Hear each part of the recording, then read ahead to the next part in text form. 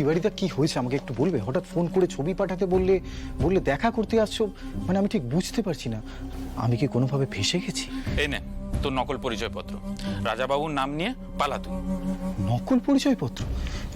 পালাবো মানে আমি ঠিক বুঝতে পারছি না, হঠাৎ পালাবো কেন? আরে পুলিশ লেগেছে তোর পেছনে, বুঝলি? এতদিন যখন ধরা পড়িসনি তাহলে সেই রেকর্ডটা ভাঙছিস কেন?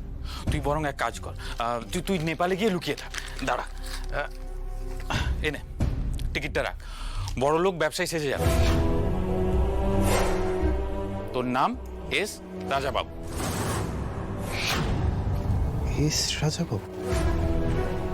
তিওয়ারিদা এই সেই রাজাবাবু নয় তো?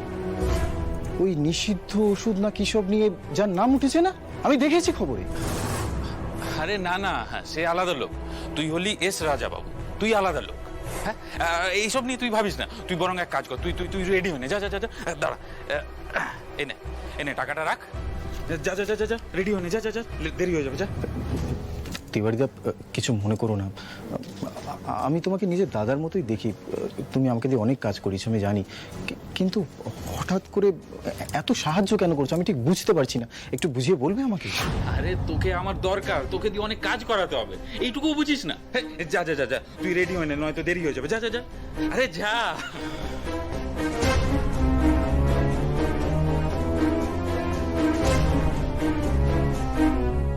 আজকে আর ভেতরে যাব না। মাস্টারমশাইয়ের তো এত আদর্শ নীতি, তার বাড়িতে আমার মতো একজন অভিযুক্ত পা দেবে, এটা ঠিক উচিত হবে না মা।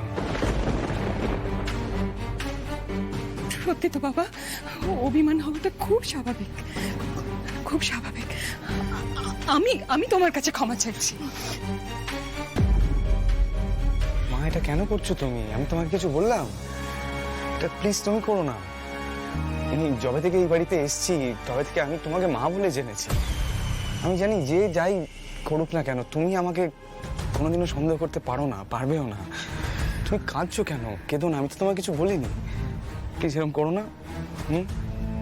আমি এটাই সবাইকে বলতে এলাম যে পুলিশ আমাকে ছেড়ে দিয়েছে, আর পুলিশ প্রমাণ করতে পারেনি যে রাজাবাবু নামের অপরাধীর সাথে আমার কোনো রকম যোগাযোগ আছে। কারণ মনে হলে সে পুলিশের সাথে যোগাযোগ করে সত্যি মিথ্যাটা যাচাই করে নিতে পারে। Baba, we know you got very angry, but trust us, দাদা confused. But তাও দাদা টক করেছেন পুলিশের সাথে, বলেছেন যে নো অবিচার অন ইউ, বিনা রিজনে ওভাবে যেন কোনো পানিশমেন্ট না গিভ করে ওরা। তুমি শেষে তোমার মাস্টারমশাইকে ভুল বুঝলে। দাদা তুমি কিছু বলো। এ বিষয়ে আমি কি বলবো বলতো শানু? আমি চিরকাল চেয়েছি আমার দলের সকলে যেন সঠিক পথে চলে। রুদ্র যদি সঠিক পথে চলে থাকে তাহলে পুলিশের জেরাকে ভয় পাওয়ার তো কোনো কারণ নেই। আইনের সঙ্গে সহযোগিতা করা আমাদের কর্তব্য, তাই না? আমি জানি রুদ্র অভিমান করেছে, কারণ আমি পুলিশের বড় কর্তাকে ফোন করে বলিনি যে রুদ্ররূপ সান্যাল আমার জামাই, তাকে জেরা করা চলবে না। কেন বলবো বলতো? কেন বলবো? একটা আইনি প্রক্রিয়া যখন তদন্ত হচ্ছে তখন আমি বাধা দেব কেন? জেঠুমণি, আচ্ছা তুমি সবসময় বুঝে শুনে স্টেপ নাও, তাই না?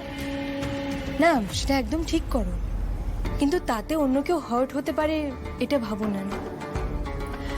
এই যে ছন্দকে কেসটার সময় সবাই দেখলো তুমি আমাকে কত বড় একটা শাস্তি দিলে। আচ্ছা ফুলকি যে এই গল্পটা বললো সেটা তো অন্য একটা দিকও হতে পারে, সেটা অবশ্য কেউ ভাবেনি। আমি বলার চেষ্টা করেছিলাম কিন্তু কেউ শুনলো না। আজকে রুদ্রদার কেসও কিন্তু সেটাই হলো। ফুলকি সন্দেহ করেছে বলে বাড়ি শুধু সবাই রুদ্রদাকে সন্দেহ করতে আরম্ভ করে দিলে। পুলিশ টুলিশ তো বাইরের ফোর্স ছাড়, কিন্তু বাড়িতেও তো রুদ্রদাকে নিয়ে কম আলোচনা হয়নি।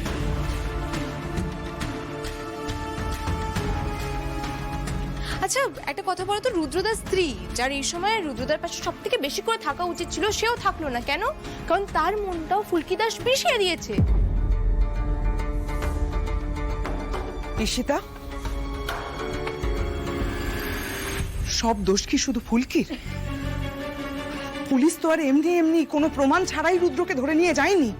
তার মানে ভুল তাদেরই। এতে ফুলকির দোষ কোথায় বলো তো?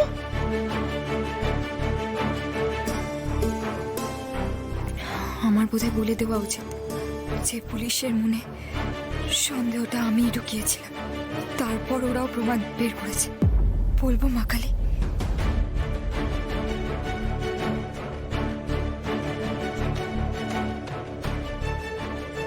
ফুলকি আবার সত্যবাদী হয়ে দুম করে নিজের কাণ্ডটা বলে না বসে। সবাই ভুল বুঝবে ওর উদ্দেশ্যটা নিয়ে। রুদ্র, অনেক যুক্তিতর্ক হয়েছে, আর না। এবার ভেতরে এসে বসে একটু চা জল খাবার খাও, আর রাগ করে থেকো না। দেখো, ঘটনাটা যেভাবে উঠে এসেছিল, আমরাও আসলে না কেমন একটু থতমত খেয়ে গেছিলাম আর কি।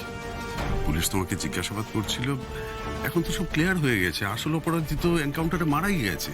জানি না কাকুমণি, তবে এতক্ষণ ধরে যে কথাটা বলতে পারিনি সেটা আমার পক্ষে আর চেপে রাখা সম্ভব হচ্ছে না।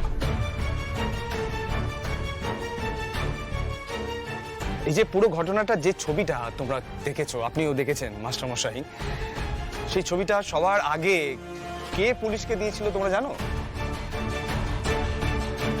এই যে তোমাদের আদরের ফুলকি দাস।